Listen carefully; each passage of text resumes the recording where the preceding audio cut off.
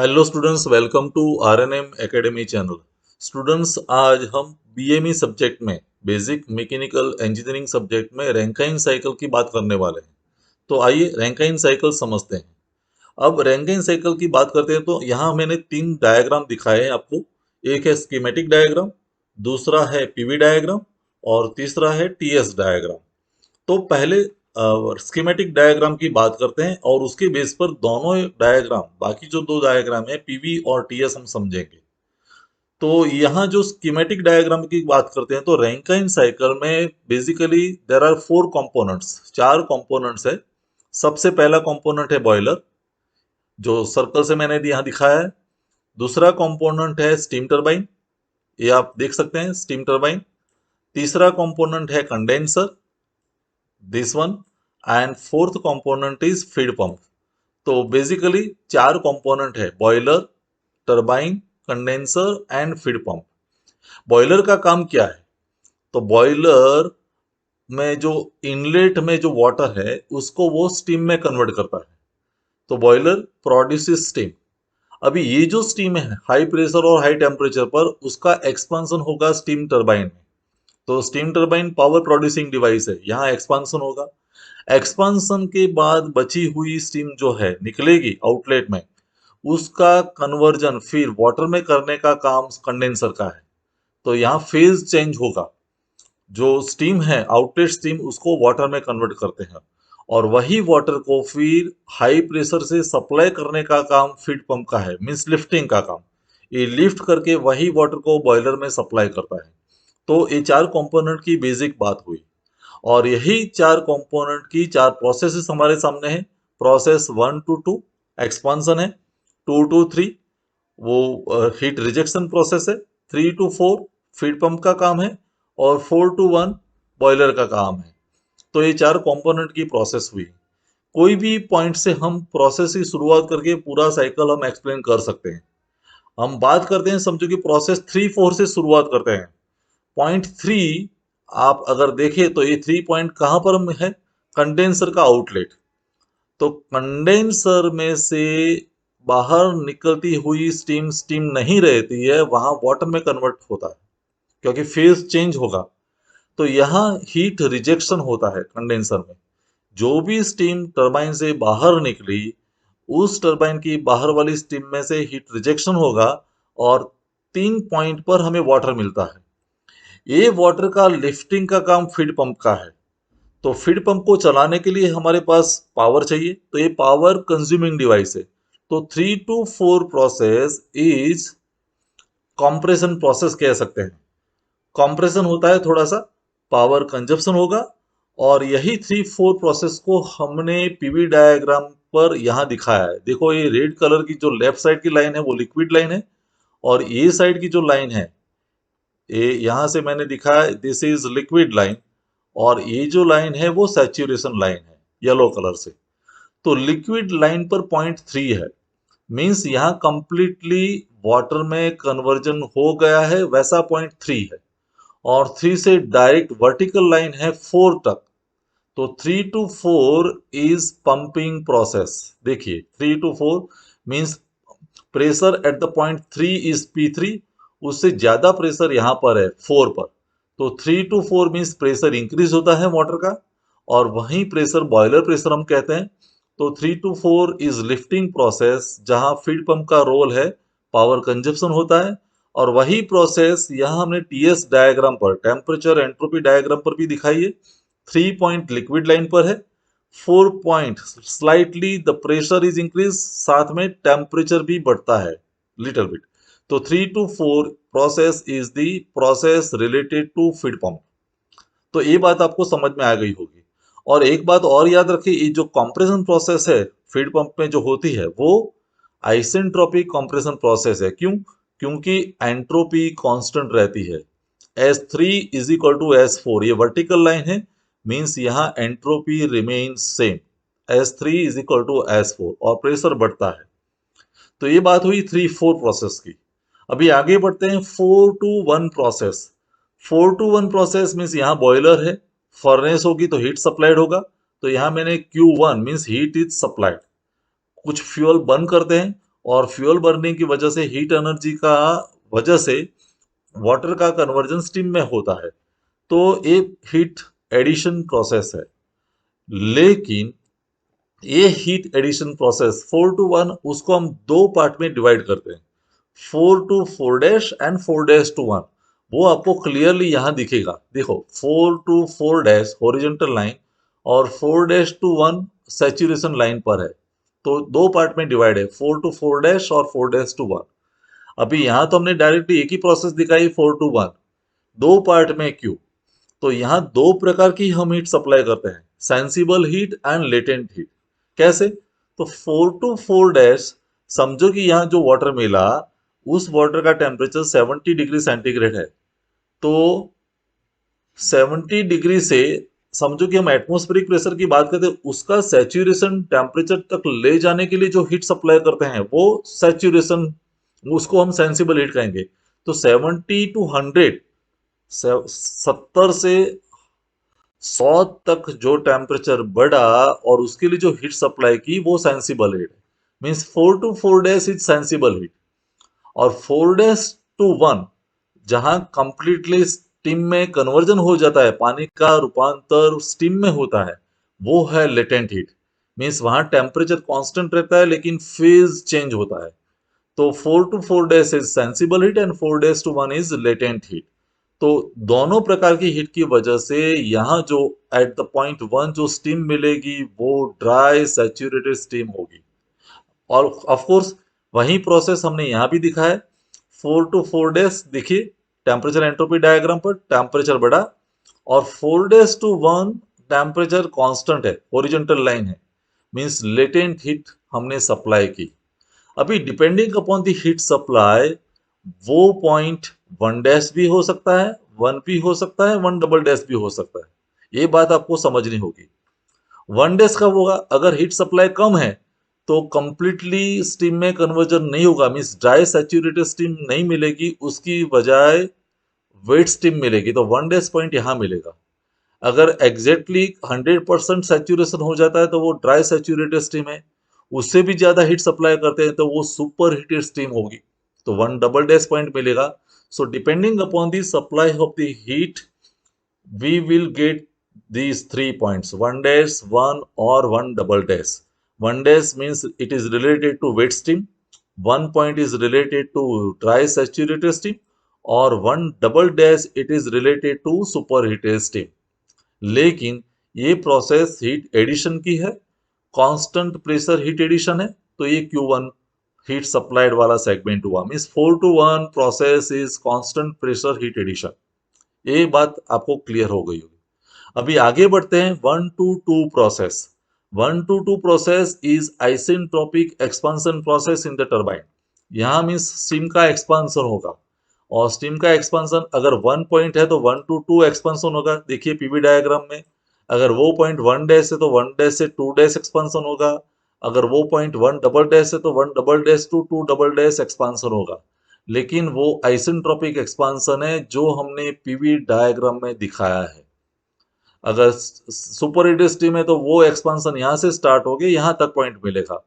और वहीं process expansion वाली प्रोसेस हमने टीएस डायग्राम पर भी दिखाई है। 1:2 वर्टिकल लाइन है, देखिए isentropic expansion means entropy remains constant, entropy में बदलाव नहीं है, वो वर्टिकल लाइन है। अगर वेट स्टीम का एक्सपांसन होगा तो वो वर्टिकल लाइन यहां मिलेगी, अगर सुपर हीटेड स्टीम का एक्सपांसन है तो वो लाइन हमें यहां मिलेगी। लेकिन तीनों लाइन वर्टिकल है, मींस एंट्रोपी कांस्टेंट रहती है, और इसीलिए इसको आइसेंट्रोपिक एक्सपांसन हम कहते हैं। तो ये प्रोसेस हुई 1:2 और बाद में लास्ट प्रोसेस 2:3, जहां हीट रिजेक्शन होता है कंडेंसर में। कंडेंसर में होता क्या है कि कूलिंग वाटर हम सप्लाई करते हैं और हॉट वाटर बाहर निकलता है, मीन्स कूलिंग वाटर वो हीट एब्सॉर्ब कर लेता है वेट स्टीम में से। जो स्टीम बाहर निकलती है टरबाइन से, उस स्टीम में से हीट एब्सॉर्प्शन का काम कूलिंग वाटर का है, और आउटलेट में हॉट वाटर हमें मिलता है। और उसकी वजह से जो स्टीम में जो लेटेंट हीट है वो लेटेंट हीट एब्सॉर्ब हो जाती है, मीन्स हीट रिजेक्शन हो जाती है, और उसका फेज चेंज होके फिर हमें वाटर का फॉर्म मिलता है, लिक्विड फॉर्म मिलता है। तो वो 2 to 3 जो प्रोसेस है वो हीट रिजेक्शन प्रोसेस है। आप यहाँ भी देख सकते हैं 2 to 3, ये हॉरिजेंटल लाइन है, means constant pressure heat rejection process है। और वही प्रोसेस टीएस डायग्राम में 2 to 3 हॉरिजेंटल लाइन है, आप देख सकते हैं, मीन्स टेम्परेचर भी कांस्टेंट रहता है, मीन्स उसमें सेंसिबल हीट में कोई बदलाव नहीं है, लेटेंट हीट इज रिजेक्टेड। तो 2 to 3 process is heat rejection in the condenser. और फिर वही वाटर को हम फीड पंप में सप्लाई करते हैं, फीड पंप लिफ्टिंग करता है बॉयलर में, और फिर साइकिल वो रिपीट होता रहता है। तो ये तीनों डायग्राम हमने एक साथ समझ लिए, स्कीमेटिक डायग्राम, पीवी डायग्राम और टीएस डायग्राम। तीनों डायग्राम आपको एग्जामिनेशन में ड्रॉ करके एक्सप्लेन करना है। फिर वो चार जो प्रोसेस है हमारे सामने 1 2 2 3 3 4 4 1, उसको 2 3 लाइन में एक्सप्लेन करना पड़ेगा। तो प्रोसेस 1 2 क्या है? Process 1 2, the steam is expanded into turbine to condenser pressure. Steam में एक्सपांसन हो, टरबाइन में एक्सपांसन होता है स्टीम का, तो टरबाइन वर्क होता है, means it is a positive work, turbine work produce करता है तो पॉजिटिव वर्क है। तो टरबाइन वर्क कितना होगा? WT। तो दोनों पॉइंट का एंथैल्पी डिफरेंस, कौन सी एंथैल्पी ज्यादा होगी? तो पहले इनलेट वाली एंथैल्पी ज्यादा होगी, क्योंकि वो high pressure high temperature means heat content ज्यादा है। At the outlet of the turbine enthalpy कम होगी, तो वो H2 है।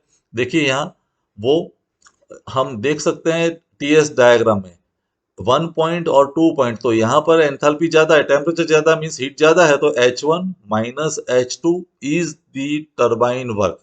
तो हमने यहाँ सिंपली रिप्रेजेंट कर दिया, WT is equal to H1 minus H2, enthalpy difference will give us positive work. अभी प्रोसेस 2 3 क्या है? The exhausted steam from the turbine is condensed completely in condenser. Completely means water में रूपांतर हो जाता है, phase change, completely phase is change. तो heat सब रिजेक्शन कितना हुआ? Q2। तो Q2 इज इक्वल टू दो एंथैल्पी का डिफरेंस। तो एंट्री पॉइंट में एंथैल्पी ज्यादा है, आउटलेट पॉइंट मीन्स 3 है, लेकिन 3 पॉइंट में फेज चेंज हो जाता है। यहाँ जो है वो स्टीम फेज है H2, यहाँ फेज स्टीम नहीं है, फ्लूइड मीन्स लिक्विड फेज हो जाता है, और लिक्विड फेज के लिए हम पॉइंट दिखाते हैं HF3। तो it is H2 minus HF3। देखिए यहाँ H2 माइनस ये जो पॉइंट 3 मिला वो लिक्विड लाइन पर मिला, मीन्स वो पॉइंट हमारे लिए फ्लूइड वाला पॉइंट है, तो HF3। तो ये आपको समझना होगा notation, Q2 is equal to H2 minus HF3। Enthalpy difference is equal to heat rejection in the condenser. Now next process is 3 4। Process 3 4 क्या है? The water from the hot well is pumped from condenser pressure to boiler pressure। हम feed pump में वो उसको lift करते हैं, तो pump है तो कुछ ना कुछ पावर कंजप्शन होगा। तो कितना वर्क हमारा कंजप्शन में होगा? WP। तो WP इज इक्वल टू ये दोनों एंथैल्पी का डिफरेंस HF4 माइनस HF3, क्योंकि पंप लिफ्टिंग के बाद एंथैल्पी बढ़ेगी, तो वो पॉइंट है 4, और वहां भी हमें वाटर ही मिलता है, लेकिन उसका प्रेशर ज्यादा है, थोड़ा टेम्परेचर भी बढ़ता है, तो एंथैल्पी कंटेंट इज मोर। और एंट्री पॉइंट पर एंथैल्पी कंटेंट कम था, तो HF4 minus HF3 is your WP। And last process 4 1, the water is heated up to saturation temperature. Water is heated up to saturation temperature means पहला part 4 to 4 days sensible heat हमने supply किया, बाद में हमने latent heat supply किया। During process 4 days to 1, water is completely converted into dry saturated steam. तो ये दोनों पार्ट के लिए हमने हीट कितनी सप्लाई की? तो heat supplied Q1 is equal to दोनों एंथैल्पी का डिफरेंस। देखिए आउटलेट में एंथैल्पी ज्यादा होगी, ऑब्वियसली कि हमने हीट सप्लाइड की है, तो वो H1 है। इनलेट में HF4 था, ये पॉइंट लिक्विड वाला पॉइंट था क्योंकि वाटर था, तो H1 minus HF4 is total heat supplied in the boiler Q1। तो वैसे हमने सभी जगह प्रॉपर नोटेशंस यूज किया और ये इक्वेशन हमने लिखे हैं। देखो 4 प्रोसेस हुई, बॉयलर वाली प्रोसेस है वो कांस्टेंट प्रेशर हीट एडिशन है, फिर टरबाइन में आइसेंट्रोपिक एक्सपांशन है मींस वर्क्स प्रोड्यूस होता है, हम यहाँ भी देख सकते हैं एपीवी डायग्राम में, पहली प्रोसेस समझो कि 1 2 2, तो वो पावर प्रोड्यूसिंग प्रोसेस है। 2 2 3 हीट रिजेक्शन प्रोसेस है। 3 4 पंपिंग प्रोसेस है, means isentropic compression power consumption वाली प्रोसेस है। और 4 2 1 इज हीट एडिशन प्रोसेस है। तो ये चार प्रोसेस के हमारे पास चार इक्वेशन है। अभी ये इक्वेशन के बेस पर हम रैंकाइन साइकिल की एफिशिएंसी कैलकुलेट कर सकते हैं। Efficiency of Rankine cycle is equal to net work divided by heat supply, W net divided by Q1। अभी नेट वर्क कितना है, तो टरबाइन ने जो वर्क प्रोड्यूस किया वो पॉजिटिव वर्क, उसमें से कुछ वर्क हम सब्सट्रैक्ट करेंगे, कितना, जो पंप ने कंज्यूम किया, पंप ने जो पावर यूज किया वो हम सब्सट्रैक्ट करेंगे तो हमें नेट वर्क मिलेगा, मींस WT माइनस WP। और नीचे हमारा हीट सप्लाइड आएगा। Heat supplied means heat supplied in the boiler. अभी डब्ल्यू नेट कितना है, तो हमने ऑलरेडी इक्वेशन दिखा है WT के लिए H1 माइनस H2। टरबाइन का वर्क कितना, तो H1 minus H2। Pump work कितना, तो वो भी इक्वेशन हमने लिखा है HF4 माइनस HF3।